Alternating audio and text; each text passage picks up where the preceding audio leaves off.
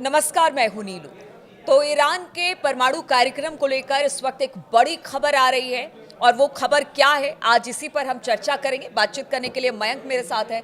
मयंक, परमाणु कार्यक्रम को रोकने के लिए लगातार, चाहे वो अमेरिका हो या बाकी यूरोपियन कंट्रीज हो, वो सब लगी हुई है कि ईरान अपना परमाणु कार्यक्रम जो इस वक्त चलाया जा रहा है उसे रोक दिया जाए। लेकिन अब इसे लेकर एक बड़ी खबर है। वो बड़ी खबर क्या है और किस तरह से ईरान के लिए ये एक परमाणु कार्यक्रम को आगे बढ़ाने के लिए बड़ा कदम है। देखिए, जो खबर आई ये बेहद हैरान करने वाली खबर है। और खबर ये है कि ईरान ने ऑस्ट्रिया, यूरोप की कुछ कंपनीज के साथ, उसमें ऑस्ट्रिया का नाम सामने आ रहा है कि ऑस्ट्रिया की कोई कंपनीज हैं, इनके साथ मिलकर न्यूक्लियर प्रोग्राम के लिए कुछ इंस्ट्रूमेंट्स ऑर्डर किए यूरोप से। और खासकर ये बताया जाता है कि चेन रिएक्शन, जब न्यूक्लियर आप टेस्ट करते हैं उसके बाद जो चेन रिएक्शन होती है उसको कंट्रोल करने के लिए या उससे जुड़े कुछ इंस्ट्रूमेंट्स जो हैं, उपकरण जो हैं, वो यूरोप की कंपनीज से ऑर्डर हुए हैं। देखिए, अब तक ये हो रहा था कि अमेरिका और इजराइल, खासकर अमेरिका, ईरान के न्यूक्लियर प्रोग्राम को रोकने के लिए वो आगे ना बढ़े, इसके लिए नॉर्थ कोरिया पे, चाइना पे, रशिया पे नज़र रखे हुए था कि क्या इन कंट्रीज से कोई ऐसा न्यूक्लियर प्रोग्राम से जुड़ा सामान तो नहीं इंपोर्ट कर रहा है ईरान। इसको लेकर कड़ी नज़र रखी जा रही थी। लेकिन इस बीच ये खबर आई, खुफिया एजेंसी से ये खबर है, अब ये इंटरनेशनल मीडिया में कई जगह ये खबर है, आप सर्च करेंगे मिल जाएगा, कि ईरान ने यूरोप के देशों से कुछ कंपनी से सीक्रेट डील करी और न्यूक्लियर प्रोग्राम के लिए चीज़ें ऑर्डर करी है। देखिए, जिस तरह से हमले किए अमेरिका ने, उसके बाद फोर्दो में, इस्फहान में, नतांज पे, वहाँ पे बताया जा रहा है कि सेंट्रीफ्यूजेस को लेके सवाल उठे कि क्या वो ख़त्म हुए हैं, क्या उनको कुछ नुकसान पहुँचा है। तो ऐसा बताया जा रहा है। जो न्यूक्लियर एक्सपर्ट्स हैं वो ये बताते हैं कि ईरान के जिस न्यूक्लियर प्रोग्राम में जिस हिस्से को नुकसान पहुँचा है उसको ठीक करने के लिए अब ईरान ने ये ऑर्डर्स किए हैं, जो जल्दी तो ही। एक तरफ तो अब अपने परमाणु कार्यक्रम को लेकर जो चीजें, स्थिति खराब हुई पीछे 12 दिनों में, हमने देखा जो परमाणु संयंत्रों को नुकसान पहुंचा, उसमें अब यूरोप से ही सामान मंगा, और बल्कि यूरोप के ही कुछ देश इसका विरोध कर रहे हैं। यही हैरान करने वाली बात है। देखिए, इस खबर ने CIA तक जब ये खबर पहुंची होगी या मोसाद तक खबर पहुंची होगी, उनके पैरों के तले वाकई जमीन खिसक गई होगी कि देखिए, एक तरफ तो पूरी दुनिया भर के देश जो हैं, वेस्टर्न कंट्रीज जो हैं, वो ईरान का न्यूक्लियर प्रोग्राम रोकना चाहते हैं। अब प्रोग्राम रोकना तो दूर की बात है, वो जो है एक तरफ तो देखिए इंग्लैंड, फ्रांस और जर्मनी, ये 3 कंट्रीज जो हैं जिन्होंने अभी फिर कह दिया है कि हम फिर से जो है आप पे जो है सैंक्शंस और लगाने जा रहे हैं। अगर अगस्त के एंड तक आपने अपना प्रोग्राम को लेकर बात शुरू नहीं की अमेरिका से, तो हम आपके ऊपर फिर से सैंक्शंस लगा देंगे और सख्ती के साथ सैंक्शंस लगा देंगे। ये धमकी जो है UK और जर्मनी और फ्रांस की तरफ से आई है।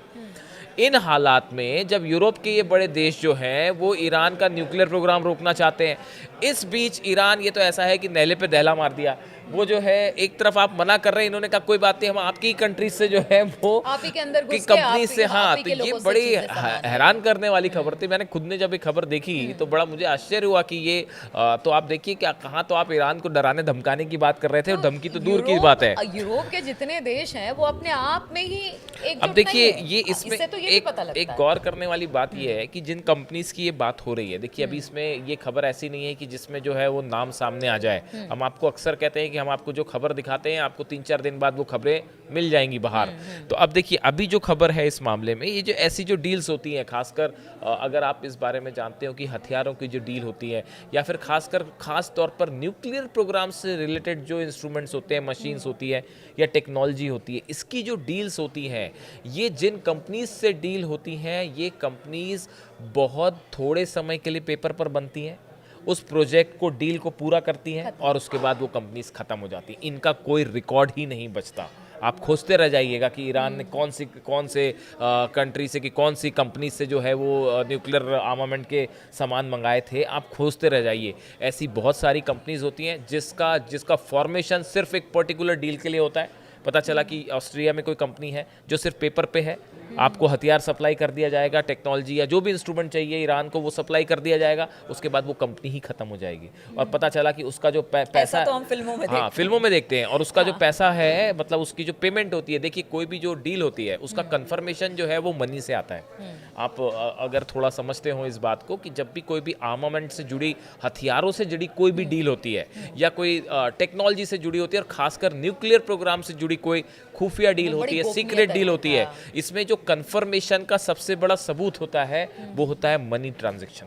क्या उसमें मनी ट्रांजैक्शन हुआ? अगर मनी ट्रांजैक्शन हुआ तो ये बात पुख्ता हो जाती है कि हाँ इस तरह की कोई डील हो रही थी। अब ये कंपनीज हमने आपको बताया ये पेपर्स पे ही बनती हैं, डील कर देंगी उसके बाद खत्म हो जाएंगी।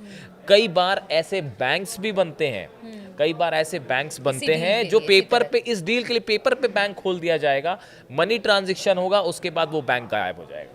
ऐसा बहुत बार होता है। आप सोचें कि डील ऑस्ट्रिया में हो रही है, पता चला चाइना के किसी अकाउंट में जो है वो पैसा जमा हो रहा है, और वो चाइना से फिर किसी मलेशिया ट्रांसफ़र हो जाएगा, फिर उस कंपनी के पास पहुंच जाएगा। यानी आप मनी की जो ये ट्रेलिंग है इसी को खोजते रह जाओ आप, और आपको पता ही नहीं चलेगा। तो ये जो इंटरनेशनल सिनेरियो में जो ये हथियारों की डील होती है ये बहुत कॉम्प्लिकेटेड होती है, और इसको ट्रेस करना नेक्स्ट टू इम्पॉसिबल, तो बहुत अब मुश्किल। जब इस तरह की खबर सामने आ रही है तो ईरान के परमाणु कार्यक्रम को और गति मिलेगी, देखिए ऐसा हम मान के चलें, क्योंकि गति भले आप हाँ, इतना दबाव बना ले, लेकिन गति ही तेजी तो एक बार नहीं, फिर गति से। नहीं मिलेगी। फुल स्पीड से चल रहा है प्रोग्राम, किसी कंफ्यूजन में मत रहिए आप, इसमें किसी को कोई शक नहीं होना चाहिए। ईरान का न्यूक्लियर प्रोग्राम फुल स्पीड से चल रहा है। जो नुकसान फोर्दो, इस्फहान और नतांज में हुआ था, आप देखिए वहाँ पे सैटेलाइट्स की नई इमेज दिखा रही है, वहाँ पे तेजी के साथ कंस्ट्रक्शन हो रहा है। जो नुकसान हुआ था उसमें काफ़ी कुछ की भरपाई कर दी गई है।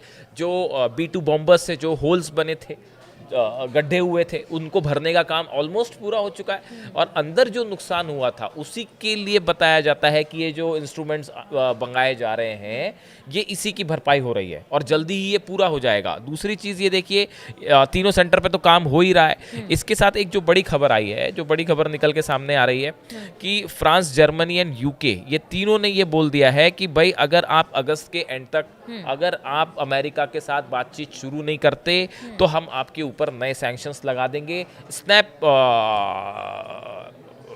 सैंक्शंस जो है वो फिर से लग जाएंगे। देखिए जो इनकी तरफ से कहा गया है, तीनों की देशों की तरफ से, E3 कहा जाता है इसको।